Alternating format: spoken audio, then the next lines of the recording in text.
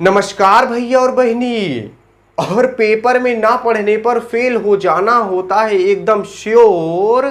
आप फेल ना हो इसीलिए आज हम पढ़ेंगे is matter around us pure. जी हाँ साथियों, जैसा कि आप जानते होंगे क्लास 9th के साइंस के केमिस्ट्री का दूसरा चैप्टर है इस मैटर अराउंड अस प्योर।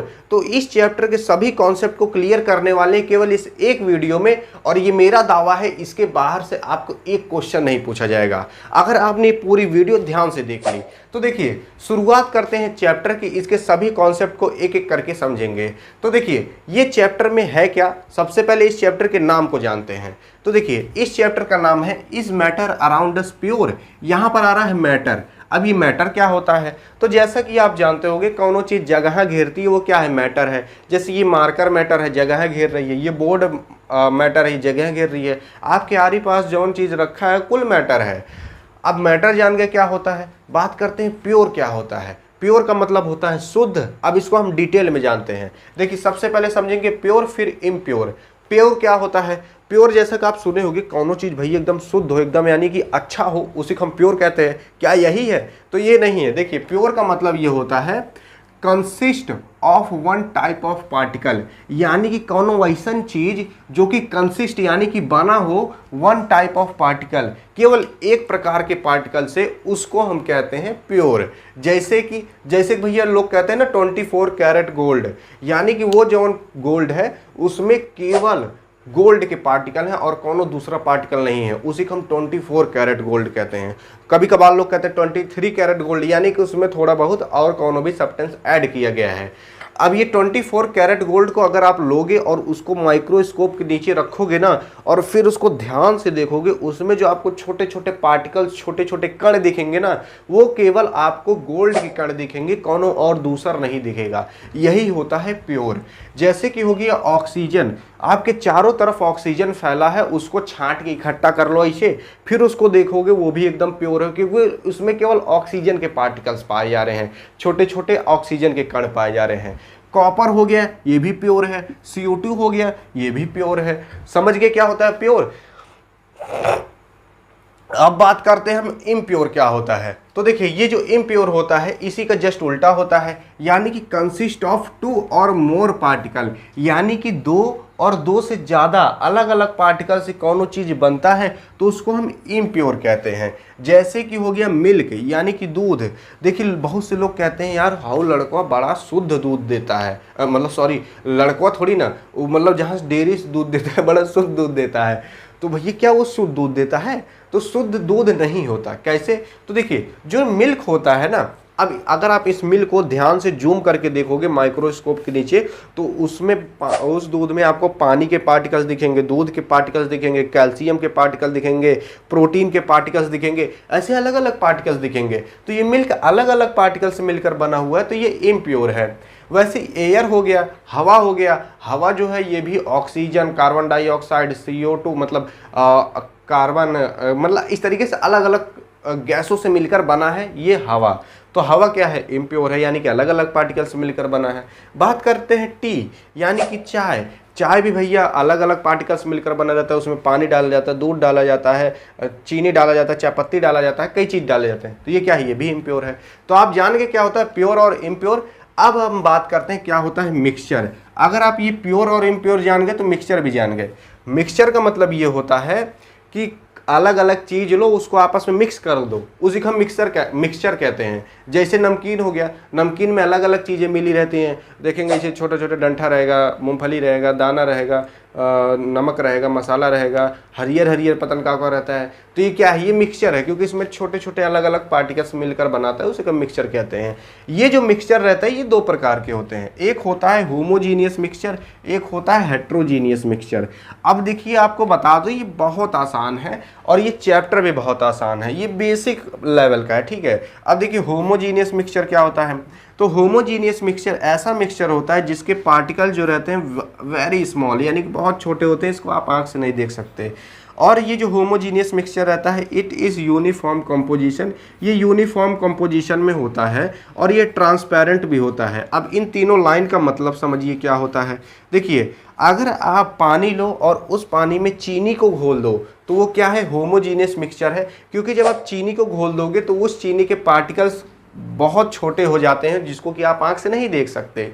दूसरी चीज, वो जो पार्टिकल्स रहेंगे वो यूनिफॉर्म कॉम्पोजिशन में रहते हैं। इसका मतलब ये होता है कि अगर आप चीनी को घोल दोगे तो जितना अच्छे से घोल दो तो जितना वो ऊपरा घुला रहेगा उतना नीचवा भी घुला रहेगा। यानी कि अगर आप पनियों को पियोगे जिसमें चीनी घुला है, चाहे ऊपरस पियो चाहे निचवस पियो, तो क्या होता है, वो यूनिफॉर्म कॉम्पोजिशन में होता है। दोनों ऊपर नीचे से दोनों जगह मिठास बराबर आएगी क्योंकि दोनों जगह चीनी के पार्टिकल्स बराबर हैं। तो जान के क्या होता है होमोजीनियस मिक्सचर, ये ट्रांसपेरेंट भी होता है, ये इसको आर पार आप देख सकते हो। जैसे कि अगर आप कौन शीशा वाले गिलास में घोलो तो उसके आप आर पार देख सकते हो, तो ये ट्रांसपेरेंट होता है, इसी को हम होमोजीनियस कहते हैं। इसका एग्जांपल है जैसे शुगर इन वाटर, यानी कि भैया चीनी को पानी में घोल दो या फिर साल्ट इन वाटर, चाहे नमक को पानी में घोल दो, दोनों क्या है, होमोजीनियस मिक्सचर है। अब बात करते हैं हम हेट्रोजीनियस मिक्सचर, जस्ट इसी का उल्टा होता है। जैसे particles are larger than homogeneous mixture, यानी कि होमोजीनियस मिक्सचर से इसके पार्टिकल्स थोड़े बड़े होते हैं और इसके जो पार्टिकल्स रहते हैं वो नॉन यूनिफॉर्म कॉम्पोजिशन में रहते हैं, यानी कि एक बराबर नहीं घुले रहते। दूसरा का हेट्रोजीनियस मिक्सचर जो रहता है वो हैज़ विजिबल, इसको आप देख भी सकते हो।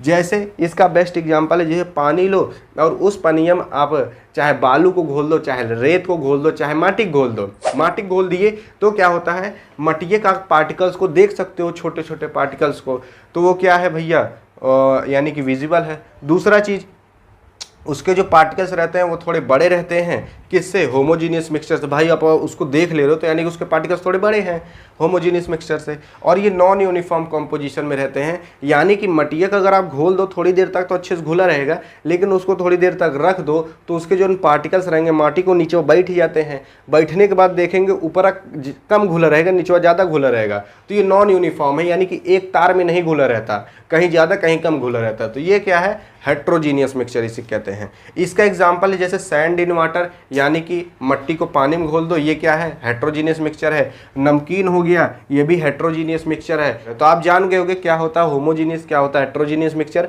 अब बढ़ते हैं अगले टॉपिक की तरफ।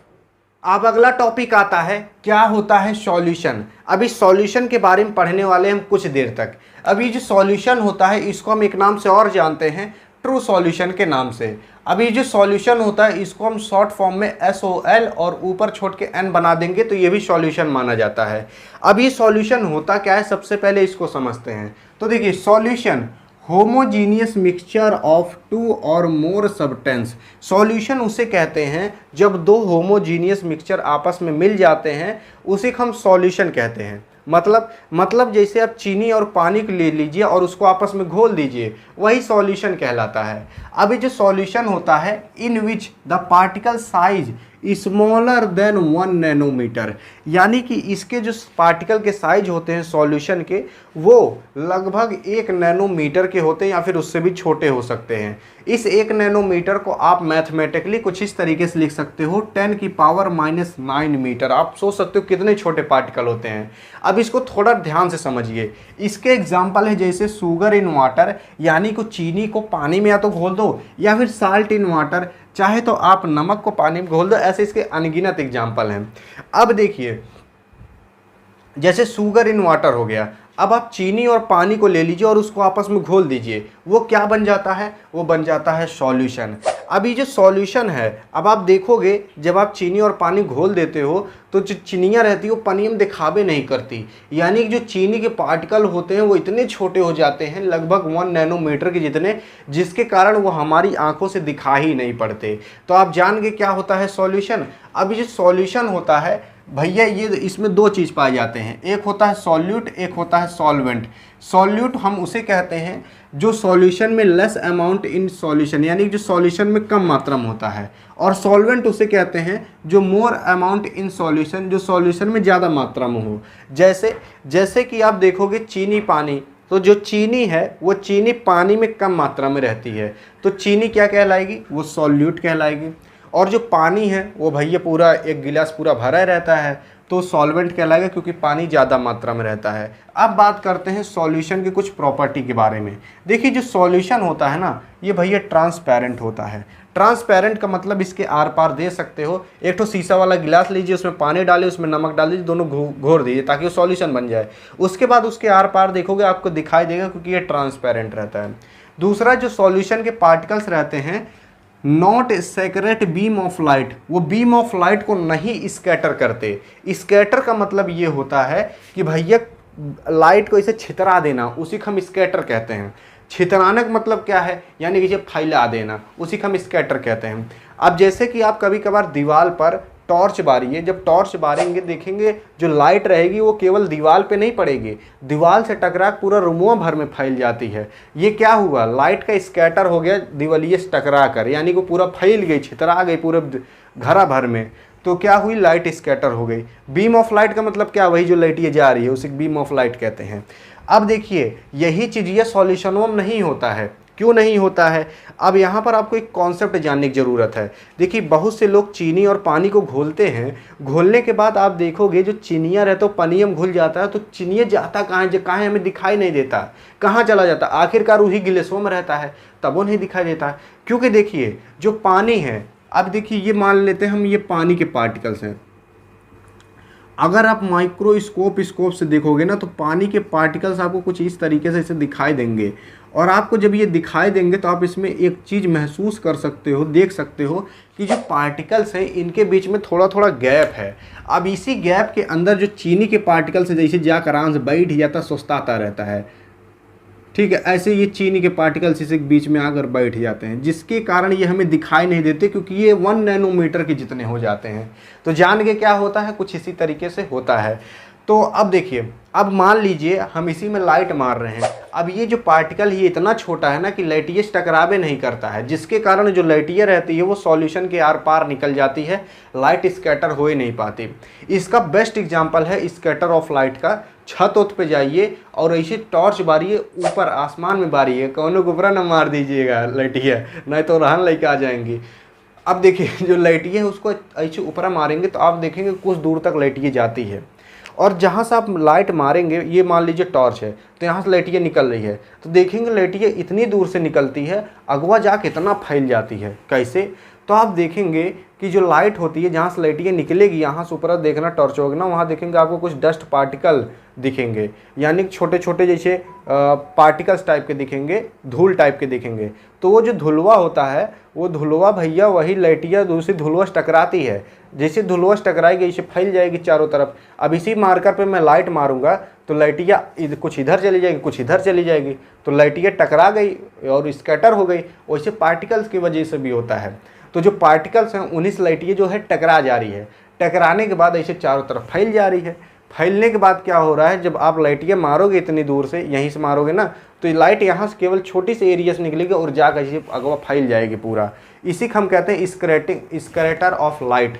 समझ गए, यही चीज़ ये सॉल्यूशन में नहीं होता है। अब आप ऊपर देखोगे डस्ट पार्टिकल्स रहेंगे, लाइट जहाँ देखोगे जहाँ से लाइट गुजरते रहेगी, लेकिन ये जो सॉल्यूशन के पार्टिकल होते हैं वो डस्ट पार्टिकल से भी छोटे होते हैं, बहुत ज़्यादा छोटे होते हैं।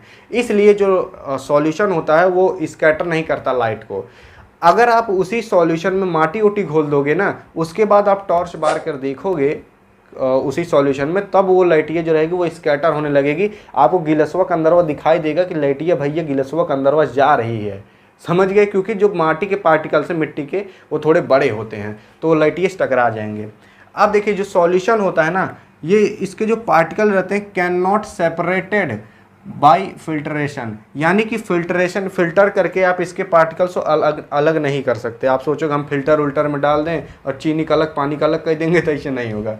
अब ये जो सॉल्यूशन होता है ना, ये भैया स्टेबल भी कहा जाता है, यानी कि स्टेबल सॉल्यूशन हम इसे इसलिए कहते हैं क्योंकि अगर आप चीनी और पानी को घोल के रख दो और उसके चाहे 1 घंटा बाद पियो, चाहे 2 घंटा बाद, चाहे 1 दिन बाद पियो, तब वो चीनिया जौन रहेगा उतना ही घुला रहेगा जितना आप घोल के रखे रहोगे। ऐसा नहीं है कुछ देर बाद जौन चीनिया वो निचवा जाकर बैठ ही जाएगा माटी की तरह, ऐसा नहीं होता है। इसलिए इसको हम कहते हैं स्टेबल सॉल्यूशन, यानी कि स्टेबल रहता है, मस्त रहता है। इसके पार्टिकल जितना ऊपर थे उतना उस टाइम भी नीचे रहेंगे 2 घंटा बाद।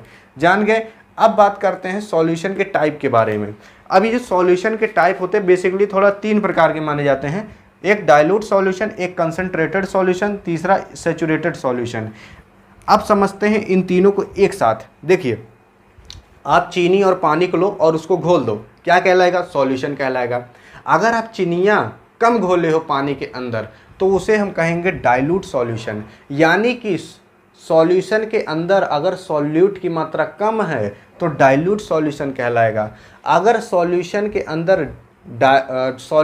अंदर सॉल्यूट की मात्रा ज़्यादा है, यानी चीनियाँ एकदम हंगोड़े घोर दिए हो, नमक को चाहे घोर दो, यानी कि पानी में अगर आप नमक घोल दिए हो और कुछ ज़्यादा घोल दिए हो तो कंसंट्रेटेड सॉल्यूशन कहलाएगा। अब ये दोनों जान गए। देखिए, dilute solution less amount of solute, यानी कि ऐसा सॉल्यूशन जिसके अंदर सॉल्यूट की मात्रा कम हो, यानी कि जो घोला जा रहा है। Concentrated solution high amount of solute, यानी कि ऐसा सॉल्यूशन जिसमें कोनो चीज़ घोला गया है लेकिन बहुत ज़्यादा मात्रा में घोल दिया गया है, उसे हम क्या कहेंगे? Concentrated solution. अब बात करते हैं क्या होता है सैचुरेटेड सॉल्यूशन। देखिए, जो सैचुरेटेड सॉल्यूशन होता है, अगर आप चीनी और पानी को घोल रहे हो तो कुछ देर बाद मान लीजिए आपका कोनो भाई हो है, वो कहा चीनी पानी घोल थक गया हूँ। अब कहाँ थक गया वो मत पूछिएगा।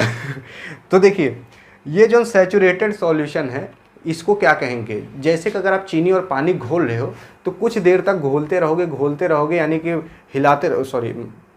चिमचवा हिलाते रहोगे तो क्या होता है, कुछ देर तक तो चीनियाँ घुलेगा और कुछ देर तक चीनी घुलेगा, लेकिन अगर आप और उसमें चीनी डालते जा रहे हो तो पानी में चीनी घुलेगा ही नहीं, कुछ देर बाद बंद हो जाता है घुलना।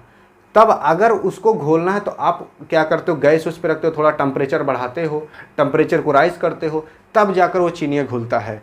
तब जब हम सॉल्यूट को सॉल्यूशन में टेम्परेचर लगाकर उसको जब घोलने का प्रयास करते हैं, तब वो जो घुला हुआ चीज़ रहता है उसको हम कहते हैं सैचुरेटेड सॉल्यूशन। समझ गए? यानी कि solution in which no more solute can be dissolve, यानी कि ऐसा सॉल्यूशन जिसके अंदर नो मोर, अब नहीं हम सॉल्यूट उसमें डिजॉल्व कर सकते विदाउट राइजिंग टेम्परेचर, बिना टेम्परेचर को राइज किए, उसी को हम कहते हैं सैचुरेटेड सॉल्यूशन। अब अगर आप नमक घोल रहे हो, खूब नमक डाले, हंगोड़े एक अजूरी डाल दिए तो क्या होता है? नहीं घुलता है, लेकिन आप उसको टेम्परेचर को राइज करके घोल सकते हो, तो वही जो सॉल्यूशन बनेगा उसको हम सैचुरेटेड सॉल्यूशन कहते हैं। अब इसी सॉल्यूशन के बेस पर आपसे कुछ न्यूमेरिकल पूछ लिए जाते हैं। कैसे पूछे जाते हैं? जैसे कि आपको कह देगा कि भैया 1 गिलास पानी लिए हैं और इस गिलास के पानी का जो वॉल्यूम है कुछ इतना है, कुछ भी बता देगा, इसका मास इतना है, कुछ भी बता देगा, और उसके बाद कहेगा कि हमने इसमें 10 ग्राम चीनी घोल दिया है, तो बताइए जो चीनी हमने घोला है उसका परसेंटेज क्या है। तो कुछ इस तरीके से आपसे क्वेश्चन पूछता है। अब ये क्वेश्चन कैसे किए जाते हैं, अब इसको समझते हैं आगे। अब बात करते हैं हम कंसंट्रेशन ऑफ सॉल्यूशन के बारे में। इसके बेस पर हमेशा आपके एग्जाम में न्यूमेरिकल जरूर पूछा जाएगा, इसलिए ध्यान से समझिएगा। तो देखिए, यहां पर आपसे एग्जाम में क्या पूछेगा, कहेगा mass by mass percentage of solution निकालो। यानी कि इसका मतलब ये है मास ऑफ सॉल्यूट, यानी कि सॉल्यूट का कितना मास है अपॉन मास ऑफ सॉल्यूशन का कितना मास है। तो सॉल्यूट का मास ऊपर लिखना है, सॉल्यूशन का मास नीचे लिखना है। जिनको मास नहीं पता उनको बता दूं, ये खाए वाला मास नहीं, मास का मतलब होता है केजी यानी कि किलोग्राम, या फिर जी यानी कि ग्राम, इसे कहते हैं। यानी कि अगर आपको सॉल्यूट दिया गया है, मान लीजिए चीनी दिया गया है, तो चीनियाँ बताएगा कि कितना किलोग्राम है, कितना ग्राम है, 20 ग्राम है कि 2 किलो है, ये सब बताएगा आपको। दूसरी चीज़ मास ऑफ सॉल्यूशन, आपको सॉल्यूशन भी बताएगा कि सॉल्यूशनवा कितना ग्राम है, कितना किलोग्राम है। तो आपको क्या करना है, सॉल्यूट का मास ऊपर लिखना है, सॉल्यूशन का मास नीचे लिखना है और उसको इंटू 100 कर देना है, तो इसका आपका परसेंट निकल कर आ जाएगा। तो कुछ इस तरीके से आपके एग्जाम में पूछेगा। तो अगर आपको मास दिया गया है दोनों का, सॉल्यूट और सॉल्यूशन का, तो आप इस तरीके से निकालोगे। अगर मान लीजिए कभी कभार जो पेपर बनाने वाला रहता है वो कभी कभार घर अपने झगड़ा उगड़ा करके आया रहता है, तो ये इजी वाला नहीं देता है, कठिन वाला दे देता है। कैसे? तो कहेगा भैया मास और बाई वॉल्यूम परसेंट आप निकालो। तो ठीक, यानी कि अगर आपको क्या किया है, सॉल्यूट का मास दिया गया है लेकिन जो आपका सॉल्यूशन है उसका वॉल्यूम दिया गया है, तब कैसे निकालोगे? तब भी भैया सेम वही लगेगा, जो सॉल्यूट है उसका मास ऊपर लिखोगे और जो वॉल्यूम है, जो सॉल्यूशन है उसका वॉल्यूम नीचे लिखोगे, उसको भी इंटू 100 कर दोगे तो इसका परसेंट पूरा निकल कर आ जाएगा। समझ गए किस तरीके से होगा? यानी कि जो आपको सॉल्यूट दिए गए उसको ऊपर लिखो और जो सॉल्यूशन दिए गए उसको नीचे लिख दो, इंटू 100 कर दो, आंसर आ जाएगा। समझ गए? तो कुछ इस तरीके से होगा। एक क्वेश्चन एक न्यूमेरिकल करते हैं ताकि आपको अच्छे से समझ में आए। तो यहाँ पर देखिए हमें दिए गए हैं 80 ml ऑफ सॉल्यूशन। पहलू ने बता दिया है कि 80 ml हमारे पास सॉल्यूशन है, कंटेन 20 ग्राम ऑफ सॉल्यूट, जो कि 20 ग्राम यानी कि 20 ग्राम सॉल्यूट कंटेन किया है यानी कि लिया है। यहाँ पर हमें सॉल्यूट बता दिए कितना ग्राम है। अब क्या रहा है, calculate the concentration, concentration calculate करो in term of mass by volume percentage of solution. यहाँ सीधे बता दे रहा है हमें क्या निकालना है, वॉल्यूम परसेंट, यानी कि मास by volume percentage of solution ये निकालना है। तो यहाँ पर क्या फॉर्मूला लगेगा भैया, यही वाला लगेगा। तो देखिए हमें सबसे पहले क्या लिखना है, मास ऑफ सॉल्यूट। तो यहाँ पर हमें मास ऑफ सॉल्यूट यही दिया गया है 20 ग्राम, ठीक है, 20 ग्राम ऑफ सॉल्यूट। तो यहाँ पर हम लिख देंगे 20 अपॉन में क्या करना है, वॉल्यूम ऑफ सॉल्यूशन, सॉल्यूशन का वॉल्यूम लिखना है। तो सॉल्यूशन हमें भैया ये दिए गए है 80 ml ऑफ सॉल्यूशन, तो 80 हम नीचे लिख देंगे, इनटू क्या कर देंगे 100 कर देंगे और यही सॉल्व कर दो आंसर। तो 20 को 100 से मल्टीप्लाई कर दोगे 2000 आ जाएगा, अपॉन में 80 है, 80 से इसको डिवाइड कर दोगे तो कितना आ जाएगा आपको, पूरा आ जाएगा 25%। ठीक, तो कुछ इस तरीके से सॉल्व किया जाएगा। कितना आसान है, आपको बस परसेंटेज निकालना आता होगा तो आप आराम से निकाल लोगे। हमेशा क्या करना है, आपको सॉल्यूट को ऊपर लिख देना है, सॉल्यूशन वर्क नीचे लिख देना है, इंटू 100 कर देना है, आंसर आ जाएगा। तो कुछ इस तरीके से सॉल्व किया जाएगा। यहाँ पर देखिए मैंने डायरेक्टली कर दिया है, आप क्या करोगे, आपको ऐसे लिखना पड़ेगा कि भैया हमें इतना सॉल्यूशन दिया गया है, इतना सॉल्यूट दिया गया है, तब हमें ये निकालना है। इतना पहले लिखोगे, फिर उसके बाद उसका फॉर्मूला लिखोगे, तब जाकर सॉल्व करोगे, तब जाकर एग्जामिनर आपको पूरा नंबर देगा। और घर झगड़ा वगड़ा करके आया रहेगा ना तो स्पेलिंग चेक कर लेगा, इसलिए अच्छे से लिखिएगा। अब देखिए हमने समझ लिया सॉल्यूशन के बारे में सभी टॉपिक। अब चलते हैं अगले टॉपिक की तरफ। अब अगला टॉपिक आता है हमारा टिंडल इफेक्ट। आपको एक चीज बताऊं, आपको टिंडल इफेक्ट आता है क्योंकि अभी हमने जो थोड़ी देर पहले पढ़ा था कि जो ट्रू सॉल्यूशन होता है, अगर उसमें हम लाइट मारें तो लाइट को स्कैटर नहीं करता, यानी कि फैलाता नहीं है, यानी कि आपको पता नहीं चलेगा।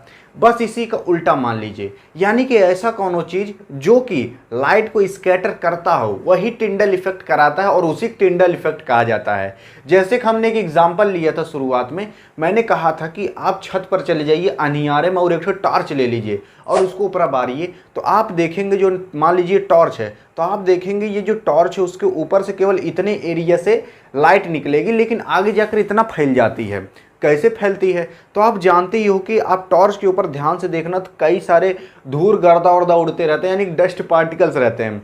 तो उन्हीं डस्ट पार्टिकल से ये लाइट टकराती है और टकराने के बाद वो चारों दिशा में ऐसे फैल जाती है लाइटियाँ। अब भाई अगर इसी से ही लाइट टकराएगी तो कुछ लाइट इधर कुछ लाइट इधर टकरा चली जाएगी। वैसे डस्ट पार्टिकल के साथ होता है, डस्ट पार्टिकल जैसे लाइट टकराती है कुछ इधर भागेगी कुछ इधर, तो ऐसी करते करते करते करते लाइट इतने एरिया से निकलती है लेकिन आज आकर इतना अगवा जा फैल जाती है।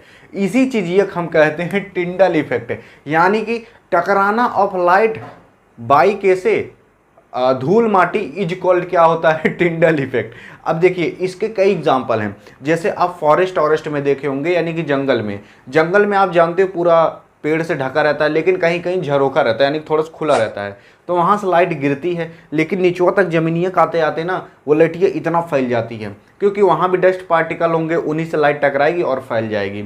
दूसरी चीज़, आपके घर में कहीं झरोखा मुक्काना होगा, ठीक है, वहाँ देखिए सवेरे लाइट आती है सीधा आपके मुँह पर पड़ती है, तो क्या होता है जो झरोखा होता है खाली इतना बड़ा होता है, ठीक है, यानी कहूँ मुक्काना उक्काना हो तो खाली इतना बड़ा होता है, लेकिन लाइटियाँ आपके मुँह तक आते आते इतना फैल जाता है। तो आप ध्यान से देखोगे वो लाइट आपको दिखते रहेगी और उस लाइट के बीच में आपको दिखेगा कई सारे धूल माटी उड़ रहे हैं, उन्हीं धूल माटी से लाइटियाँ टकरा के इतना फैल के आ जाती है आपके मुँह पर आ जाती है। तो इसी तरीके से लाइट स्कैटर होती है और स्कैटर ऑफ लाइट उसी को हम कहते हैं टिंडल इफेक्ट। अब देखिए Tyndall effect scattering of beam of light, beam of light यानी वही जो पूरा लाइट जा रही है उसे बीम ऑफ लाइट कहेंगे, यानी कि बीम ऑफ लाइट का स्कैटर होना छितराना by medium containing small suspended particle. Small suspended particle मतलब वही जो धूल गर्दा होते हैं, वही क्या कराते हैं टिंडल इफेक्ट कराते हैं। जैसे भैया स्मोक हो गया, डस्ट हो गया, ऐसे कई सारे और हैं। तो टिंडल इफेक्ट समझ गए, वही जो लटिए छितराती है उसी को हम टिंडल इफेक्ट कहते हैं। अब बात करते हैं हम क्या होता है कोलाइडल सॉल्यूशन। देखिए कोलाइडल सॉल्यूशन भैया, इसके जो पार्टिकल्स रहते हैं वो सस्पेंडेड रहते हैं यूनिफॉर्मली इन सॉल्यूशन। अगर मान लीजिए कोई सॉल्यूशन है, यानी कि मान लीजिए एक कंटेनर है, उसमें सॉल्यूशन कोई रखा हुआ है, तो उस सॉल्यूशन में जो कोलाइडल सॉल्यूशन के पार्टिकल्स रहेंगे वो यूनिफॉर्मली मतलब रहेंगे। यूनिफॉर्मली का मतलब ये होता है यानी कि जितने उसके ऊपर पार्टिकल हैं उतने नीचे ही पार्टिकल रहेंगे। इसका एग्जांपल होता है जैसे भैया मिल्क। अब मिल्क यानी कि दूध देखियो तो दूध है, जितने ऊपर कैल्शियम रहेंगे उतना नीचो भी रहेगा ना, कि ऊपर ज़्यादा रहेगा नीचो कम रहेगा। तो यही होता है कोलाइडल सॉल्यूशन। कोलाइडल सॉल्यूशन दिखता तो होमोजीनियस है लेकिन रहता ये हेट्रोजीनियस है। हेट्रोजीनियस का मतलब जो एक से ज़्यादा पार्टिकल से बना हो। तो अब जैसे मिल्क हो गया तो मिल्क में भैया कई चीज़ पाई जाती हैं, पानी के पार्टिकल पाए जाएंगे, दूध के पार्टिकल, प्रोटीन के पार्टिकल, कैल्शियम पार्टिकल, इस तरीके से कई पार्टिकल्स मिलकर बना रहता है, इसलिए क्या है हेट्रोजीनियस है। अब ये जो कोलाइडल सॉल्यूशन रहता है ना, इसके जो पार्टिकल्स रहते हैं इसकी साइज थोड़ी सी बड़ी होती है ट्रू सॉल्यूशन के मुकाबले। बस ये कितना होता है, 1 से कितने 100 nm यानी कि नैनोमीटर तक, लेकिन इसको आप आंख से नहीं देख सकते इसके पार्टिकल को। ठीक है, जो कोलाइडल सॉल्यूशन रहता है ये can not seen bye naked eye. ये जो कोलाइडल सॉल्यूशन रहता है इसके particle can not be separated by filtration, यानी कि इसको फिल्टर करके हम सेपरेट नहीं कर सकते इसके पार्टिकल को।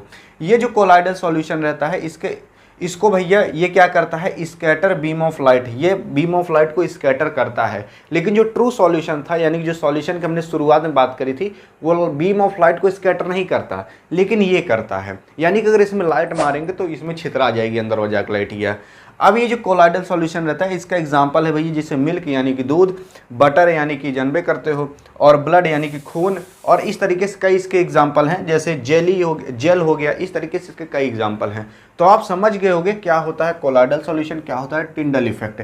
टिंडल इफेक्ट बहुत ज़्यादा इंपॉर्टेंट है, इसको ध्यान रखिएगा। अब बढ़ते हैं हम अगले कॉन्सेप्ट की तरफ। अब अगला टॉपिक आता है हमारा क्या होता है सस्पेंशन। देखिए अभी तक हमने बात कर लिया क्या होता है ट्रू सॉल्यूशन, क्या होता है कोलाइडल सॉल्यूशन। अब हम बात करते हैं क्या होता है सस्पेंशन सॉल्यूशन, और इसी के बीच में हमने बात किया था क्या होता है टिंडल इफेक्ट, जो कि बहुत इंपॉर्टेंट होता है। बात करते हैं क्या होता है सस्पेंशन। तो देखिए suspension, solid particle are spread throughout the liquid without dissolving it, इसी को हम कहते हैं सस्पेंशन। समझ नहीं आया? अब समझिए। इसका मतलब ये है कि अगर कोई सॉल्यूशन है और उसमें जो सॉलिड पार्टिकल है वो इधर उधर स्प्रेड हो रहे हैं थ्रू आउट द लिक्विड, पूरे लिक्विड में ऐसे अपने आप पे घूम रहे हैं विदाउट डिजॉल्विंग इट, बिना उसको डिजॉल्व किए, यही सस्पेंशन कहलाता है। इसका बेस्ट एग्जांपल है मडी वाटर। मडी वाटर का मतलब मटिलिया पानी, यानी कि अगर पानी लो एक गिलास में और उसमें मट्टी डाल दो तो आप देखोगे वो मटिया इसे अपने आप पे तैरते रहेगी उसी में। तो यही क्या है सस्पेंशन है। चॉक इन वाटर, चॉक को लो और उसमें पानी में डाल दो तो ये भी क्या है, ये भी भैया सस्पेंशन है, क्योंकि ये जो चॉक है ये भी ऐसे घूमता रहेगा पानी में, ये भी सस्पेंशन है। और ये जो सस्पेंशन होता है ये भैया हेट्रोजीनियस मिक्सचर होता है। सस्पेंशन का बेस्ट एग्जांपल है muddy water, chalk in water, जो कि मैंने आपको बता ही दिया। ये जो सस्पेंशन है अब इसके बारे में थोड़ा सा जानते हैं, इसके प्रॉपर्टी के बारे में। देखिए जो सस्पेंशन होता है, जो सस्पेंशन में जो सॉल्यूट होता है, सॉल्यूट का क्या होता है, जैसे कि अगर आप पानी में मट्टी को घोलोगे तो मट्टी क्या कहलाएगा, सॉल्यूट कहलाएगा। यानी कि जो सॉल्यूट पार्टिकल की साइज है वो बिगर होती है 100 nm, यानी कि 100 नैनोमीटर से बड़ी होती है। इसीलिए जो सस्पेंशन के पार्टिकल होते हैं can be seen naked eye, उसको हम अपनी आंख से देख सकते हैं। अब भैया आप एक गिलास में पानी लो और उसमें मट्टी डाल घोल दो, घोलने के बाद आप देखोगे क्या आपको मट्टी के पार्टिकल नहीं दिखाई देंगे, अच्छे से दिखाई देंगे, और कोनो पार्टिकल ढेला ऐसा होगा कि आपको नहीं दिखाई देगा। तो आप जान गए क्या होता है सस्पेंशन। ये जो सस्पेंशन होता है इसके जो पार्टिकल होते हैं, ठीक है, can be separated by filtration, इसके पार्टिकल को फिल्ट्रेशन द्वारा सेपरेट किया जा सकता है। देखिए बहुत जगह आ जा रहा है फिल्ट्रेशन। अब फिल्ट्रेशन होता क्या है ये जान जाइए। देखिए एक तो फिल्टर पेपर आता है, उस फिल्टर पेपर के ऊपर अगर आप पानी गिराओगे तो निचो जो पानी गिरेगा ना साफ पानी गिरेगा, ऊपर जो उसकी गंदगी रहेगी वो रह जाएगी। जैसे कि अगर आप मटिला पानी डालोगे तो आप पानी जब डालोगे नीचे साफ पानी गिरेगा, ऊपर पूरी मिट्टी रह जाएगी। इसी को हम फिल्टर कहते हैं। जैसे चाय बनी है तो चाय छान रहे हो तो चाय पत्ती ऊपर रह जाती, चाहिए नीचे गिर जाती, ये भी फिल्टर है। इसी को हम फिल्ट्रेशन कहते हैं, यानी कि सस्पेंशन पार्टिकल को फिल्ट्रेशन से अलग किया जा सकता है। और जो सस्पेंशन रहता है ये स्कैटर करता है बीम ऑफ लाइट को, आप जानते होंगे। यानी कि कोई गिलास है उसमें सस्पेंशन है, यानी कि पानी है और मिट्टी, उसमें लाइट मारोगे तो लाइट स्कैटर होगी। तो आप जान गए क्या होता है सस्पेंशन। तो कुछ इसमें खास था नहीं, अब आप जान गए होंगे। अब चलते हैं अगले टॉपिक की तरफ। अब अगला टॉपिक आता है सेपरेशन प्रोसेस। ये सेपरेशन प्रोसेस बहुत ज़्यादा इंटरेस्टिंग है, बहुत मजा आएगा, क्योंकि ये आप अपने निजी लाइफ में भी हमेशा करते रहते हो और देखते रहते हो क्या होता है सेपरेशन प्रोसेस। तो सेपरेशन प्रोसेस का मतलब ये है, कभी कभार क्या होता है हमसे कुछ चीज़ें मिक्स हो जाती हैं आपस में, जैसे पानी हो गया, नमक हो गया, इस तरीके से कई चीज़ें मिक्स हो जाती हैं। तो ये जो आपस में मिक्स हो गई, अब इनको आप कैसे अलग करोगे, तो ये जिस प्रोसेस द्वारा अलग किया जाता है उसी को हम सेपरेशन प्रोसेस कहते हैं। अब ये सेपरेशन प्रोसेस कई तरीके के होते हैं और कई तरीके के हम कई चीज़ों को अलग कर सकते हैं। कैसे कर सकते हैं अब उसी के बारे में जानेंगे। जैसे कि आप चाय को कैसे अलग करते हो, चाय और चाय पत्ती को तो फिल्टर करके अलग करते हो चाय छननी से। वैसे मान लीजिए कौनो ऐसा चीज़ हो जेका आप छननी से अलग नहीं कर पाओगे, तो उसको कैसे अलग करोगे यही सीखेंगे। तो देखिए सबसे पहले आता है सब्लिमेशन। तो सब्लिमेशन क्या होता है इसको जान लेते हैं। Process of separating sublimatory particle from non sublimatory particle, यानी कि ऐसा प्रोसेस जिसके द्वारा हम सब्लिमेटरी पार्टिकल और नॉन सब्लिमेटरी पार्टिकल को अलग करते हैं उसी को हम सब्लिमेशन कहते हैं। सब्लिमेटरी पार्टिकल का मतलब ये है, कोई आप चीज़ देखे होगे जो कि सॉलिड में रहता है और डायरेक्ट वो गैस में बदल जाता है, उसी को हम सब्लिमेटरी पार्टिकल कहते हैं। जैसे इसका एग्जाम्पल हो गया, इसका एग्जाम्पल है जैसे कपूर, वो करीना का वो जो कपूर लगता है वो नहीं, कपूर वो जो जिससे पूजा की जाती है। तो ये जो कपूर होता है आप देखोगे जब इसको जलाया जाता है ना तो ये लिक्विड में नहीं बदलता, ये सीधा गैस में बदल जाता है। ऐसे एक और है नेफ्थलीन बॉल्स। ये नेफ्थलीन बॉल्स आप देखोगे जहाँ टॉयलेट किया जाता है वहीं गोल गोल का उज्जर रखा रहता है। बहुत से लोग सोचते हैं कोई खेल हो रहा होगा बॉल से और आके यहीं गिर गया, या फिर कोई टॉफ़ी वॉफ़ी खा रहा होगा गिर गया। वो टॉफ़ी नहीं होती है, नेफ्थलीन बॉल्स होती है। ये जो रहता है ये गंदगी उंदगी मारने काम करते हैं, यहाँ टॉयलेट करते हैं। ये जो नेफ्थलीन बॉल्स रहती है ये डायरेक्ट सॉलिड में रहती है, डायरेक्ट ही गैस में बदलती है ये भी। तो आप जान गए ये सब क्या कर रही हैं, तो ये सब क्या है, सब्लिमेटरी पार्टिकल्स हैं, जान गए। अब नॉन सब्लिमेटरी पार्टिकल्स जो भैया सॉलिड से गैस में डायरेक्ट ना बदले उसको नॉन सब्लिमेटरी पार्टिकल, जान गए। अब देखिए अब इसका एग्जाम्पल हम लेते हैं सब्लिमेशन का। जैसे कि मान लो हमारे पास है साल्ट और कपूर है, अब नमक और कपूर को हमने आपस में मिक्स कर दिया। अब इसको अलग करना है, कैसे करेंगे, तो इसको हम सब्लिमेशन के द्वारा अलग करेंगे। कैसे, तो यहाँ पर आप इमेज देख रहे होगे, इसमें क्या है, इसमें एक स्टैंड है, नीचे एक ठो फ्लेम जल रहा है, ऊपर एक ठो कटोरा रखा हुआ है। उस कटोरा में यही कपूर और नमक आपस में मिक्स कर दिए गए हैं और उसके ऊपर हमने एक ठो कुप्पी टाइप का रख दिया है जो कि कांच का है, लेकिन वो कुप्पिया, वो कुप्पिया जो है वो उसको हम फनल बोलते हैं इंग्लिश में। और उस कुप्पिया के जो ऊपर चोंच वहाँ हमने रुई लगा दिया है कॉटन का। अब हमने क्या किया, नीचे आग जला दिया। जब हम आग जला देंगे नीचे ना तो वो क्या होगा, गर्म होने लगेगा। तो जब गर्म होगा तो ये जो कपूर है ना, कपूर भाप बनकर उड़ने लगेगा और नमक वहीं का वहीं बैठा रहेगा, क्योंकि नमक थोड़ी ना उड़ेगा, कपूर उड़ जाता है। क्योंकि जब हम कपूर को जलाते हैं तो ये कपूर क्या होता है, ये ऑटोमेटिक उड़ने लगता है। तो अब नीचे से हीट आ रही है तो कपूर उड़ जाएगा। तो ये उड़ने के बाद कहूँ भागो नहीं पाएगा, हमने फनल रख दिया है। और तो उसी फनल के जो नीचे देखेंगे ना, किनरवा जाकर ऐसे चिपक जाएगा। फिर क्या होगा, ऐसे जब तक ये चिपकता रहेगा तब तक हम हीट देते रहेंगे। तो जब पूरा कपूर खत्म होकर जाकर वहाँ ऊपर चिपक जाएगा तब क्या होगा, हम फनल को हटाएंगे, करो कपूर वो निकाल लेंगे और नीचे केवल साल्ट बचा रहेगा। तो आप जान गए कुछ इस तरीके से हम करेंगे। तो अब आप जान गए क्या होता है सब्लिमेशन। तो ऐसे कभी कभी आपके घर में भी कपूर और अगर सॉल्ट मिक्स हो जाता है तो आप ये प्रोसेस करके अलग कर सकते हो। वैसे अगर नेफ्थलीन बॉल के साथ कुछ हो जाता है तो ऐसे कर सकते हो। अब जान के क्या होता है सब्लिमेशन। अब बात करते हैं इवेपोरेशन के बारे में। कभी कभार क्या होता है कि नमक वमक है तो नमक वमक क्या करते हैं, पानी में गिर जाता है गलती से। तो तो आप बहुत से लोग कहते हैं यार नमकवा गिर गया, अब क्या करूं? तो नमक को भी करने का एक टेक्निक है, उसी टेक्निक हम कहते हैं इवेपोरेशन। देखिए, process of separate two component of mixture. जो मिक्सचर होता है उसके दो कंपोनेंट को जिस प्रोसेस द्वारा हम सेपरेट करते हैं, इन विच वन कैन इवेपोरेट, जिसमें से कि एक जो रहता है, एक कंपोनेंट वो इवेपोरेट हो जाता है, उसी को हम इवेपोरेशन कहते हैं। इसका एग्जांपल है जैसे शुगर प्लस वाटर। शुगर का मतलब क्या है? जैसे चीनी। तो जो चीनी है और पानी है, मान लीजिए ये आपस में मिक्स हो गया।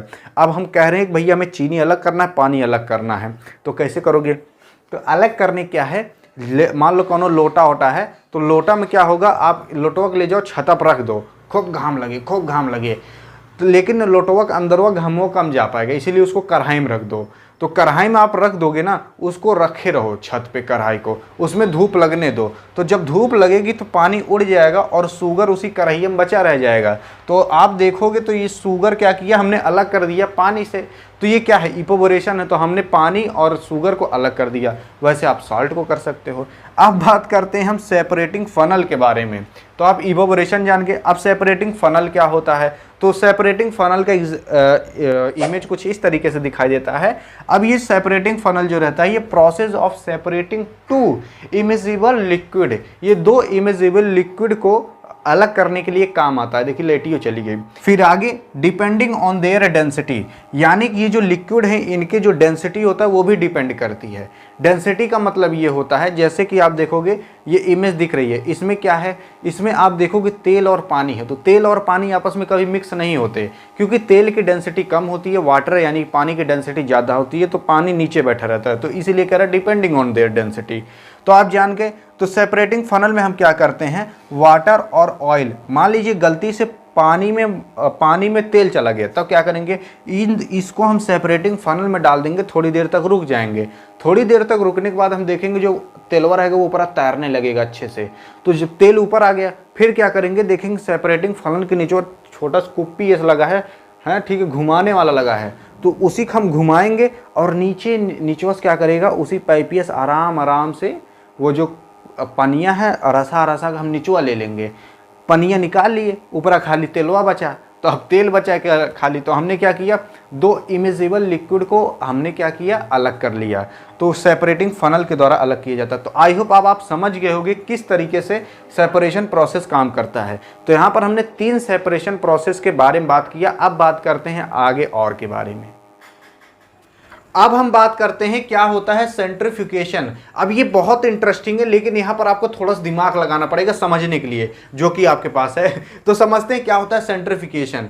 तो देखिए, ये एक ऐसा प्रोसेस है जिसमें कि separating molecule having different density bye spinning them in a solution. इसका मतलब ये है कि इसमें हम सेपरेट करते हैं चीज़ों को उसके डेंसिटी के हिसाब से और उसको घुमा कर हम करते हैं। घुमाने का मतलब क्या है, इसमें हम कोई चीज़ लेते हैं और उसको खूब तेजी से घुमा देते हैं। जब हम किसी चीज़ को खूब तेजी से घुमा देते हैं तो उसके जो भारी मॉलिक्यूल्स रहते हैं वो नीचे बैठ जाते हैं और हल्के वाले ऊपर चले जाते हैं। अब इसके एप्लीकेशन के बारे में जानते हैं, यानी कहाँ कहाँ ये यूज़ होता है। तो भैया ये यूज़ होता है use in blood and urine test. Blood और यूरिन टेस्ट को करने के लिए ये यूज़ होता है। कैसे? तो देखोगे ये एक मशीन है। इस मशीन में क्या किया जाता है, किसी का भैया टॉयलेट ले लिया जाएगा या फिर किसी का खून ले लिया जाता है, तो इस टेस्ट ट्यूब में डाल दिया जाएगा। टेस्ट ट्यूब में डालने के बाद इस टेस्ट ट्यूब को उसमें डाल दिया जाएगा, उस मशीन में। उस मशीन को फिर बंद कर दिया जाएगा और उसके बाद उसको चला दिया जाएगा। फिर जब चला देते हैं ना तो खूब तेजी से घूमता है भनभना के, और जब वो खूब तेजी से भनभना घूमेगा तो क्या होगा, तो देखेंगे जब ये टेस्ट ट्यूब बाहर निकाला जाता है तो कुछ इस तरीके से दिखता है। तो इसमें क्या हुआ, तो देखेंगे ये जो खून था पहले वो तो पूरा लाल दिख रहा था, लेकिन अब लाल वाला पोर्शन नीचे बैठ गया है, यानी कि आरबीसी वाला पोर्शन नीचे बैठ गया है।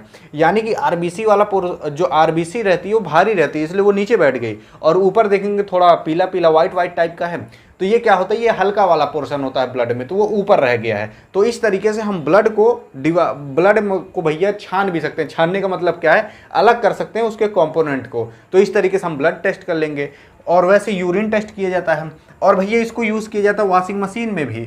वॉशिंग मशीन में कैसे यूज़ किया जाता है, तो देखेंगे वॉशिंग मशीन का जो सुखवाने वाला रहता है उसको बंद करके कपड़ा उपड़ा उसमें कपड़ा डाल दीजिए, फिर बंद कर दीजिए, फिर चला दीजिए, फिर वो वॉशिंग मशीन खूब तेज घूमने लगता है। तो जब खूब तेज घूमने लगता है देखेंगे कपड़ा सुखवा देता है। कैसे सुखवा देता है, तो भैया जब खूब तेजी से घूमता है ना पनिया फेंक देता है, तो जब पनिया फेंक देता है कपड़ा सुखा जाता है। इसी का हम कहते हैं सेंट्रीफिकेशन। समझ गए क्या होता है, यानी कि जब खूब तेजी से कोनो चीज़ घुमाओगे भन बना के, जो भारी मॉलिक्यूल्स रहेंगे नीचे और हल्के वाले ऊपर, इस तरीके से हम अलग कर सकते हैं। अब हम समझते हैं क्या होता है क्रोमेटोग्राफी। ये भी बहुत इंटरेस्टिंग है। तो देखिए क्रोमेटोग्राफी एक ऐसा प्रोसेस है जिसमें कि to separate solute that can dissolve in same solvent. इसमें क्या करते हैं, हम सॉल्यूट लेते हैं और उसको सॉल्वेंट में डिसॉल्व करते हैं, और उसके बाद जो मिक्सचर रहता है यानी कि जो सॉल्यूट की चीज़ें रहती हैं वो क्या करती हैं, धीरे धीरे कलर छोड़ने लगती हैं, या फिर वो सॉल्वेंट के साथ धीरे धीरे मिक्स होकर बताने लगती हैं कि सॉल्वेंट के साथ वो कहाँ तक जा रही हैं। तो ये अभी आपको समझ नहीं आया होगा, अब समझिए ध्यान से। तो एक एग्जांपल लेते हैं कि इसका एप्लीकेशन लेते हैं। तो देखिए क्या होता है, separate colour component of dye. अब जैसा कि आप जानते हो डाई, अभी जो डाई होता है इसमें कई कलर होते हैं, कई कलर होते हैं। अब इसके कलर को हम अलग करना चाहते हैं, तो वो अलग कैसे करेंगे इसके कलर को, यानी कि इसमें हरा पीला नीला कई कलर मिलकर डाई बनता है। तो क्या होता है, अब इसके कलर को हम अलग करना चाहते हैं, कैसे करेंगे, तो क्रोमेटोग्राफी के द्वारा करते हैं। कैसे करेंगे अब इसको समझते हैं। तो इसके लिए भैया हमें एक ठो गिलास लेना पड़ेगा और एक ठो पेपर लेना पड़ेगा, और वो ऐसा पेपर लेना पड़ेगा जो को भैया खूब पानी सोखता हो, वैसा पेपर हम लेंगे। ठीक, तो मान लीजिए हमने एक पेपर ले लिया यहाँ पर, ठीक, और हमने यहाँ पर एक ठो गिलास ले लिया या फिर कौन बर्तन ले लिया, चलो कौन बर्तन ले लिया। अब इस बर्तन में हमें क्या करना पड़ेगा, पानी हमने ले लिया। ठीक, अब पानी क्या है, सॉल्वेंट है। अब देखिए ये पेपर क्या करेंगे, हम यहाँ एक बूंद क्या करेंगे, डाई को गिरा देंगे। मान लीजिए हमने इस लाइन पर एक बूंद डाई को गिरा दिया। ठीक है, अब ये डाई गिरा दिया। अब इस पेपर क्या करेंगे, हम इसमें डालेंगे पनिया में। तो देखिए हमने यहाँ पर क्या किया, ये पेपर को पानी में डाला, हल्का सा ही डालेंगे, ज़्यादा नहीं, क्योंकि ये पेपर क्या करेगा, पनिया तो अपने आप ही सोख लेगा। मैंने बताया था ऐसा पेपर लेना है जो कि पानी सोखे। तो हमने पेपर लिया, उस पेपर को पानी में डाला। अब ये देखिए पानी में टच है पेपर, तो यहाँ पर क्या होगा, ये पेपर पानी सोखेगा। तो देखिए यहाँ से पेपर धीरे धीरे पानी सोखेगा, पानी सोखेगा, सोखेगा, सोखेगा, ऊपर जाएगा। तो एक पल आएगा पानी यहाँ तक डाई तक पहुँच जाएगा। फिर उसके बाद जब पानी ऊपर जाएगा ना, तो ये डाई का भी भैया कुछ ना कुछ पोर्शन, कुछ ना कुछ चीज़ ऊपर जाएगा। तो धीरे धीरे जब डाई ऊपर जाएगा तो डाई जो रहेगा अपना कलर छोड़ते रहेगा। यहाँ कोई और कलर छोड़ेगा, यहाँ कोई और कलर, यहाँ कोई और कलर, यहाँ कोई और कलर, यानी कि नीला पीला हरा नीला ऐसा छोड़ता चला जाएगा। तो आप देखो जो डाई है, डाई मतलब यानी कि जो मिक्सचर है उसका जो चीज़ है, उसका जो कंपोनेंट है वो कहाँ तक जा रहा है सॉल्वेंट के साथ, उसी को हम कहते हैं क्रोमेटोग्राफी। समझ गए, यानी कि क्रोमेटोग्राफी करके हम जो डाई का कलर ओलर है ना उन सबको अलग कर सकते हैं, पता पा सकते हैं कि उसमें कौन कौन सी चीज़ें हैं, कौन कौन सा कलर है, इस तरीके से करते हैं। अब देखिए अभी नहीं समझ में आया, फिर से समझते हैं। देखिए दूसरा एग्जांपल लेके, इसका दूसरा एप्लीकेशन, ड्रग्स फ्रॉम ब्लड। हम जो ब्लड है ना, खून है, उससे ड्रग्स को भी अलग कर सकते हैं, किसके द्वारा, क्रोमेटोग्राफी के द्वारा। कैसे, इसको समझिए। अब यहाँ जहाँ पर हमने डाई गिराया था ना, अब इस डाई की जगह हम क्या करेंगे, खून गिरा देंगे, यानी कि ब्लड गिरा देंगे। अब हमें चेक करना है कि ये एक लड़का है कोई, अब ये ड्रग्स लिया है कि नहीं लिया, ये चेक करना है। ठीक है, तो उसका हम एक दो बूंद खून ले लेंगे, खून लेंगे, यहीं गिरा देंगे एक दो बूंद इस पेपर पर। ये पेपर ऐसा पेपर है जो कि पानी खूब सोखता है। तो हम क्या करेंगे, इस पेपर को ऐसे लटका देंगे पानी में, और फिर क्या करेंगे, यहाँ से ये पानी सोखेगा और एक पल आएगा ये पानी यहाँ तक आ जाएगा ब्लड तक, और फिर उसके बाद जब ऊपर जाएगा पानी ना, तो आप देखोगे यहाँ पर जो ब्लड रहेगा लाल रंग छोड़ेगा, यहाँ पर कोई और रंग, यहाँ पर कोई और रंग, ऐसे ऊपर ऊपर जाते जाते कुछ ना कुछ रंग छोड़ता जाएगा। एक पल आएगा कि वो ड्रग्स का रंग छोड़ देगा। अगर वो लड़का ड्रग्स लिया है तो ड्रग्स का रंग छूट जाएगा।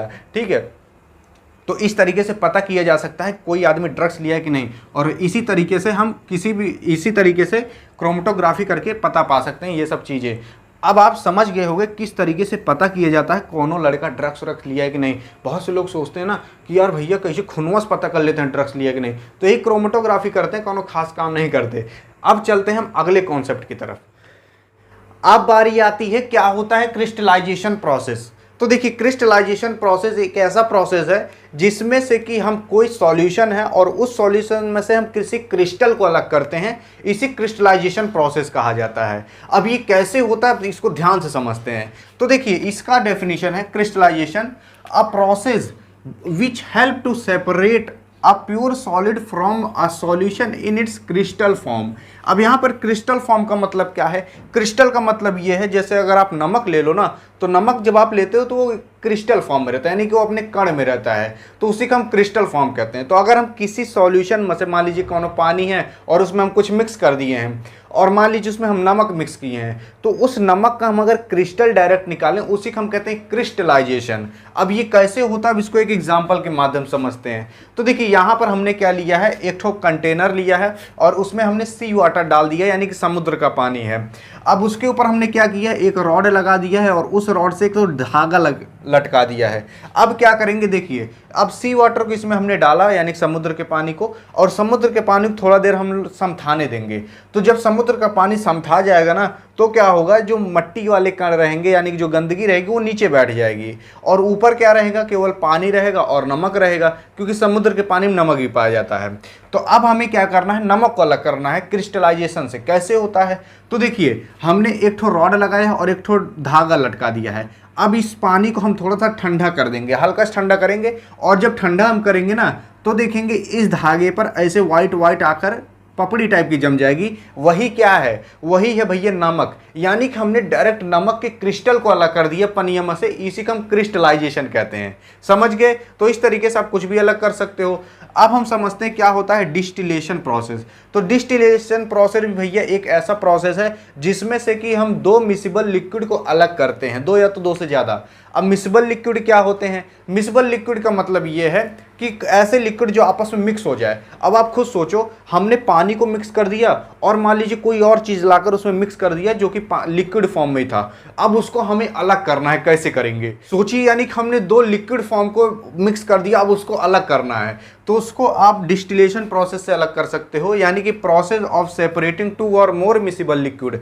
मिसिबल लिक्विड का मतलब दो ऐसी चीज़ें जो आपस में मिक्स हो जाएं, यानी कि दो ऐसे लिक्विड जो आपस में मिक्स हो जाए। इसका एग्जांपल है जैसे एसीटोन एंड वाटर। देखिए एसीटोन भी भैया लिक्विड फॉर्म में होता है और वाटर आप जानते ही हो। तो एसीटोन और वाटर को हमने मिक्स कर दिया, अब इसको अलग करते हैं। तो देखिए इसको अलग करने के लिए आपको एक छोटा सेटअप बनाना पड़ेगा। वो सेटअप कुछ इस तरीके से दिखता है।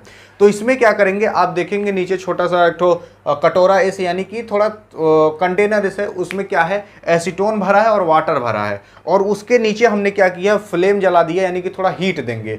तो देखिए अब हमें एसीटोन को अलग करना है पानी में से। कैसे करेंगे, तो सबसे पहले हम देखेंगे ना इनका बॉइलिंग पॉइंट क्या होता है, यानी कि ये किस टेम्परेचर पर उबलना चालू कर देते हैं, खौलना चालू कर देते हैं। और जब कोई चीज़ खौलता है तो भैया वो क्या करता है, वो भाप बन के उड़ने लगता है। तो हम देखेंगे ये जो एसीटोन होता है ना, ये 56 डिग्री सेल्सियस पर बॉयल होना चालू हो जाता है। कितने, 56 डिग्री सेल्सियस पर। और ये जो वाटर है, वाटर आप जानते हो ये 100 डिग्री सेल्सियस पर होता है। तो हम सबसे पहले क्या करेंगे, नीचे से 56 डिग्री सेल्सियस देंगे, यानी कि थोड़ा थोड़ा हीट बढ़ाते जाएंगे। तो जब 56 डिग्री सेल्सियस होगा उसके अंदर ना, जहाँ वाटर और एसीटोन मिक्स है, तो जब उस कंटेनर में ये 56 डिग्री सेल्सियस होगा, तो ये जो एसीटोन है ये भाप बनकर उड़ने लगेगा। और ऊपर देखेंगे हमने पाइप लगाई हुई है, तो इसे पाइपिया में से फिर इधर अगवा जाकर इसे मुड़ के जाकर वहाँ गिर जाएगा।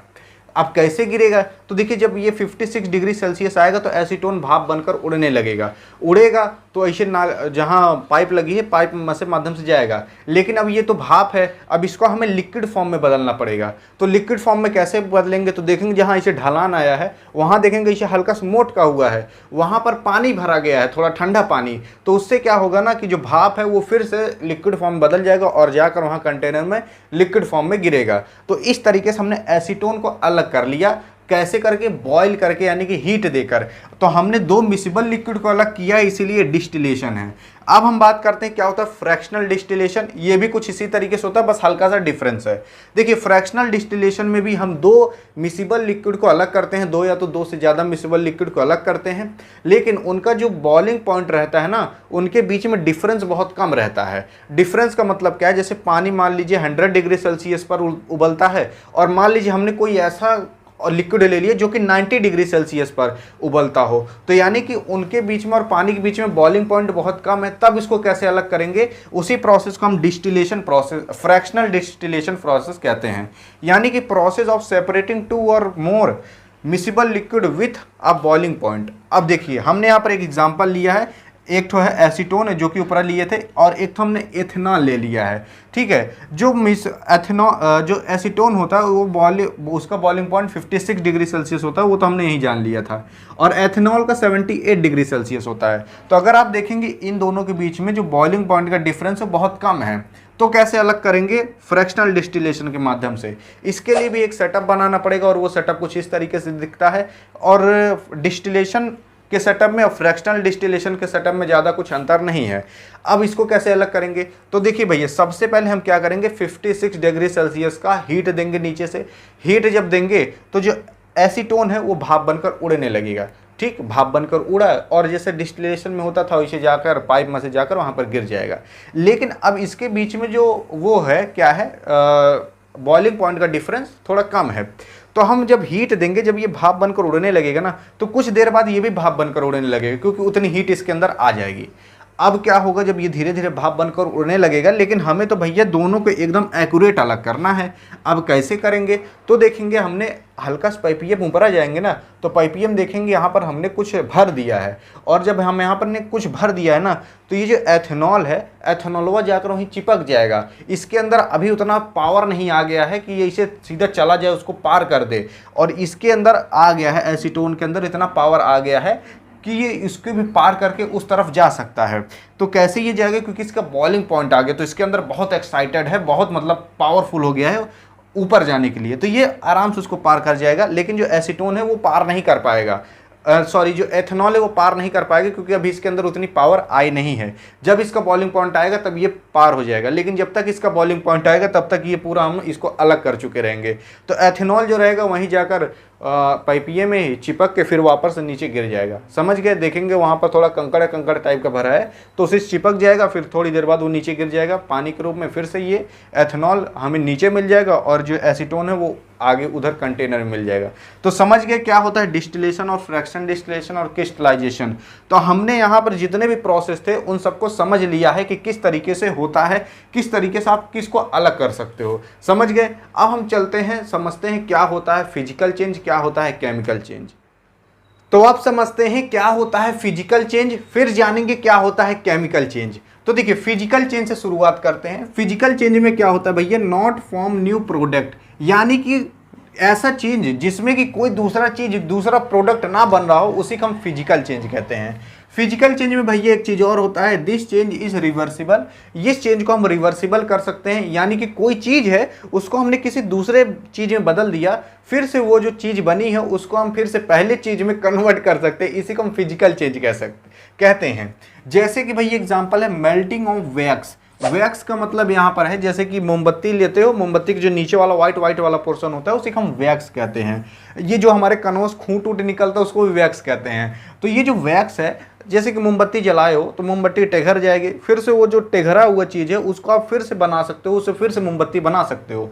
यानी कि मेल्टिंग ऑफ वैक्स क्या है, फिजिकल चेंज है भैया। यहाँ पर कौनो दूसरा चीज़ नहीं बना है, यानी कि वैक्स पिघल गया भैया, फिर से उसको बना लो, यानी कि इसको रिवर्सिबल तो किया जा सकता है, रिवर्स किया जा सकता है। प्लस यहाँ पर कोई दूसरा चीज़ भी नहीं बन रहा, वही बस वैक्स, वही पिघल गया, तब भी उसी को वैक्स ही कहेंगे। दूसरा है मेल्टिंग ऑफ आइस, यानी कि आइस है यानी कि बर्फ है, बर्फ मान लीजिए पिघल गया, तो पिघलने के बाद कोई दूसरा चीज़ थोड़ी ना बना रहा है, वो बर्फ जो था वो पहले ही पानी था, पिघलने के बाद भी पानी है, तो यहाँ पर कोई दूसरी चीज़ तो थोड़ी ना बना, केवल पानी है। यानी कि यहाँ पर नॉट फॉर्म न्यू प्रोडक्ट, कोई न्यू प्रोडक्ट नहीं बनता। दूसरा यहाँ पर क्या होता है, इसको रिवर्स किया जा सकता है। भाई बर्फ पिघल गया, उसको फिर से फ्रीजर में रख दो, फिर से वो बर्फ बन जाएगा, यानी कि रिवर्स हो गया। तो यही होता है फिजिकल चेंज। बात करते हैं केमिकल चेंज, ये जस्ट इसी का उल्टा होता है। यहाँ पर फॉर्म न्यू प्रोडक्ट, यहाँ पर अलग प्रोडक्ट कुछ बनता है। दूसरा this change is non reversible, इसको रिवर्सिबल यानी कि फिर से इसको वापस नहीं बनाया जा सकता। जैसे कि है भैया बर्निंग ऑफ पेपर, यानी कि बर्निंग पेपर। बर्निंग पेपर का मतलब है कोई कागज लो उसको जला दो, ये क्या है, केमिकल चेंज है। कैसे, तो यहाँ पर देखो कि जब आप पेपर को जला दोगे तो आपको राख मिलेगा, वहीं वैक्स को जलाओगे तो आपको राख नहीं मिलेगा।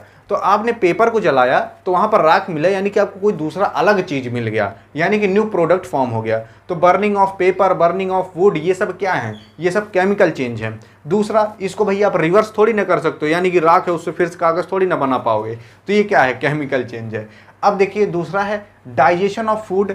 यानी कि खाने को पचाना, देखिए जब हम खाना खाते हैं तो वो दूसरे फॉर्म में रहता है, लेकिन जब वही खाना पच जाता है, डाइजेस्ट हो जाता है, और जब हम कुल्ला करने जाते हैं तो देखेंगे वहाँ अलग ही टाइप का कुछ पीला पीला निकलता है, वही क्या है, डाइजेशन ऑफ फूड है। तो डाइजेशन ऑफ फूड में क्या होता है भैया, हमने खाना खाया लेकिन निकला कुछ और, ये केमिकल चेंज है, यानी कोई अलग चीज़ निकला। अब हम लेटरिन से क्या फिर से खाना थोड़ी ना बना सकते हैं, तो ये क्या है, केमिकल चेंज है। तो आप फिजिकल चेंज, केमिकल चेंज जान गए।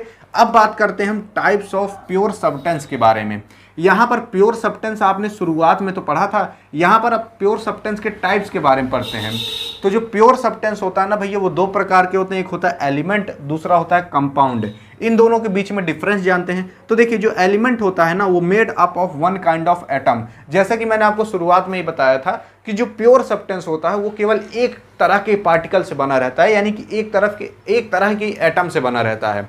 यानी कि अगर आप गोल्ड ले लोगे ना, तो गोल्ड में केवल गोल्ड के पार्टिकल पाए जाएंगे और कोई दूसरा पार्टिकल नहीं पाया जाएगा। यानी कि अगर आप उसको जूम करके देखोगे तो इसीलिए कहा जाता है 24 कैरेट गोल्ड, यानी कि वो शुद्ध, उसमें केवल गोल्ड के ही एटम, गोल्ड के ही पार्टिकल हैं। वैसे सिल्वर होता है, वैसे ही ऑक्सीजन होता है। सिल्वर में भी केवल सिल्वर के पार्टिकल होते हैं, ऑक्सीजन में भी केवल ऑक्सीजन के पार्टिकल होते हैं, और भी इसी तरीके से कई और सारे एग्जाम्पल हैं। तो आप एलिमेंट जान गए क्या होता है, जो एक तरीके के पार्टिकल से बना हो। ये जो एलिमेंट होता है ये 3 प्रकार के होते हैं, यानी कि 3 टाइप्स के होते हैं। एक होता है मेटल, एक होता है नॉन मेटल, एक होता है मेटलॉइड्स। अब इन तीनों के बारे में आगे जानेंगे। सबसे पहले समझते हैं क्या होता है कंपाउंड। तो ये जो कंपाउंड होता है भैया, इसकी डेफिनेशन समझिए, फिर उसके बाद आप जान पाओगे। कंपाउंड जो होता है भैया, chemical substance made up of two और मोर एलिमेंट, यानी कि ऐसा कोई केमिकल सब्सटेंस जो कि 2 या तो 2 से ज़्यादा अलग एलिमेंट से मिलकर बना हो, that are chemically bond together, जो कि केमिकली बॉन्ड हो, यानी कि एक साथ जुड़े हों केमिकली रूप में, ठीक, इन फिक्स रेशियो, एक फिक्स रेशियो में, यानी कि एक फिक्स मात्रा में, उसे हम कंपाउंड कहते हैं। इसका बेस्ट एग्जांपल है जैसे हाइड्रोजन प्लस ऑक्सीजन क्या बनाता है, वाटर बनाता है। तो अगर आप वाटर को लोगे ना, तो वाटर में देखोगे जो हाइड्रोजन और ऑक्सीजन है ना, ये केमिकली बॉन्ड रहते हैं, यानी कि हाइड्रोजन और ऑक्सीजन आपस में जुड़े रहते हैं, उसे हम केमिकली बॉन्ड कहते हैं। तो आपस में जुड़े हैं। दूसरी चीज़ क्या है, इनका जो रेशियो होता है वो फिक्स होता है। यानी कि अगर आप एक गिलास पानी ले लोगे ना, तो अगर उसमें आप माइक्रोस्कोप से एकदम जूम करके देखोगे, यानी कि उसके एटम को देखोगे, तो जितने एटम ऊपर हैं, यानी कि जिस रेशियो में ऊपर हैं, जिस मात्रा में ऊपर हैं हाइड्रोजन और ऑक्सीजन के एटम, उतने ही मात्रा में नीचे रहेंगे। इसी को हम कहते हैं फिक्स रेशियो। तो अगर कोई चीज़ फिक्स रेशियो में है ना, तो उसको भी आप कंपाउंड यानी कि प्योर सब्सटेंस में रख सकते हो। तो आई होप अब आप समझ गए होंगे क्या होता है कंपाउंड और क्या होता है एलिमेंट। अब हम बात करते हैं आगे क्या होता है 3 टाइप के एलिमेंट, यानी कि मेटल, नॉन मेटल और मेटलॉइड्स। यही आपका आखिरी टॉपिक है, इसके बाद आपका चैप्टर खत्म। आपको भी एकदम रिलैक्स होगा कुछ इस तरीके से। तो देखिए बात करते हैं अब हम मेटल, नॉन मेटल और मेटलॉइड्स के बारे में, यानी कि इनके बीच में डिफरेंस क्या होता है, इसके बारे में भी जानेंगे। एग्जाम में डायरेक्ट आपसे ऐसे पूछेगा कि मेटल, नॉन मेटल के बीच में आप अंतर बताइए, डिफरेंस बताइए, या फिर मेटलॉइड्स, नॉन मेटल के बीच में आप डिफरेंस बताइए। तो इस तरीके से डायरेक्ट एकदम खड़े क्वेश्चन पूछेगा। शुरू करते हैं। देखिए क्या होता है मेटल। तो मेटल भैया, मेटल हम उसे कहते हैं ना, जो कोई ऐसा चीज हो जो कि अपने अंदर हीट और इलेक्ट्रिसिटी को पास होने देता है, उसी को हम मेटल कहते हैं। वहीं नॉन मेटल जो होता है वो भैया do not conduct heat and electricity, वो ना ही तो हीट को ना ही इलेक्ट्रिसिटी को अपने अंदर पास हो नहीं होने देता। जो मेटल होता है वो लस्टर होता है, यानी कि वो शाइनी होता है, चमकता है। वही नॉन मेटल नॉन लस्टर होता है, ये चमकता नहीं है। जो मेटल होता है वो मेलिएबल होता है। मेलिएबल का मतलब ये होता है इसको पीट कर थिन सीट में बदला जा सकता है। वही जो नॉन मेटल होता है उसको थिन सीट में पीट कर नहीं बदला जा सकता। जो मेटल होता है वो डक्टाइल होता है, यानी कि इसको वायर में भी बदला जा सकता है। यानी कि जो आपके जो तार होता है, आपका तार नहीं, ये जो तार होता है जो घर में लगा रहता है, उस तार में अगर आप देखोगे ना, तो उसमें जो वायर बिछी रहती है वो क्या रहती है, मेटल रहता है, यानी कि उसको वायर के रूप में भी बदला जा सकता है। वहीं नॉन मेटल को वायर के रूप में नहीं बदला जा सकता। जो मेटल होता है वो भैया सोनोरस होता है। सोनोरस का मतलब वो आवाज़ करता है। कैसे, जैसे कि अगर आपके स्कूल में बेल उल होती होगी तो बजाय तो टन ऐसे बोलता होगा, तो क्या है, मेटल है। तो मेटल जो रहता है वो ऐसे टन दे या तो बन दे इस तरीके से आवाज़ करता है। जैसे कि अभी देखिए मेरे पास मेटल है, ये क्या है, टाठी कलछुल, तो ये क्या है, मेटल है। तो देखेंगे आवाज़ सुनिए, कर रहा है ना, तो इस तरीके से ये टन दे आवाज़ करता है। और अगर आप देखोगे वही जो नॉन मेटल रहता है ना, ये नॉन सोनोरस रहता है। यहाँ पर मैं लिखना भूल गया, ये नॉन सोनोरस रहता है, ठीक है। क्या रहता है, नॉन सोनोरस रहता है, सोनोरस नहीं रहता, ये नॉन सोनोरस रहता है। यानी कि अगर इसको आप पीटोगे तो टन निधे आवाज नहीं करेगा। नॉन मेटल का एग्जांपल है जैसे सल्फर, कोयला, तो भैया अगर आप कोयला वो पीटोगे तो क्या टन निधे आवाज करेगा, नहीं करेगा। वहीं अगर मेटल की बात करें तो इसमें आ जाता है आयरन, गोल्ड, सिल्वर, इस तरीके से और भी कई एग्जांपल आ जा सकते हैं। ये भी भैया मेटल है। अब हम बात करते हैं क्या होता है मेटलॉइड्स। अब देखिए अब ये जो मेटलॉइड्स होता है ना, ये मेटल और नॉन मेटल के बीच वाला है। यानी कि देखिए यहाँ पर element intermediate between the typical metal and non metal, यानी कि जो मेटल और नॉन मेटल का इंटरमीडिएट, इंटरमीडिएट का मतलब बीच वाला यानी कि मझिला, तो जो मेटल और नॉन मेटल के बीच में जो एलिमेंट आते हैं उनको हम क्या कहते हैं, मेटलॉइड्स, जैसे बोरॉन और सिल्वर। यानी कि ये लोग क्या करेंगे, थोड़ा बहुत इलेक्ट्रिसिटी जाने भी देंगे, थोड़ा बहुत नहीं जाने देंगे, थोड़ा बहुत चमकेंगे, थोड़ा बहुत नहीं चमकेंगे, थोड़ा बहुत मेलिएबल होंगे, थोड़ा बहुत नहीं होंगे। तो इस तरीके से इनके अंदर थोड़ा बहुत मेटल के गुण होते हैं, थोड़े बहुत नॉन मेटल के गुण होते हैं, जैसे बोरॉन, सिलिकॉन, इस तरीके से कई और एग्जाम्पल हैं। तो आई होप अब आप समझ गए होगे क्या होता है मेटल, क्या होता है नॉन मेटल, क्या होता है मेटलॉइड्स।